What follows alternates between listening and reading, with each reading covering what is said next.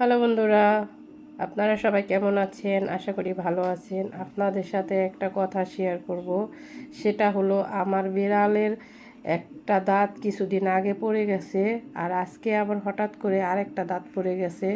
যদি আপনারা কেউ জেনে থাকেন অবশ্যই কমেন্ট করে জানাবেন।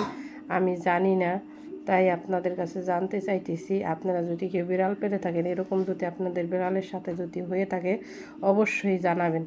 আমি আপনাদের দেখাইতেছি। এই দেখুন, উপরের এই যে দুইটা দাঁত আছে, এই বড় বড় দুইটা দাঁত আছে, এই দেখুন।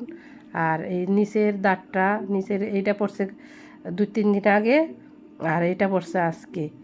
জানি না এটা কিসের সমস্যা। আপনারা যদি জেনে থাকেন অবশ্যই কমেন্ট করে জানাবেন। এটা খাবার খেতে পারতেছে না, ওর দাঁতে মনে হয় অনেক ব্যথা। তাই আপনারা জানলে অবশ্যই কমেন্ট করে জানাবেন। আপনারা যারা যারা বিড়াল পালেন, আপনাদের বিড়ালের সাথে কি এরকম হয়েছে নি অবশ্যই কমেন্ট করে জানাবেন।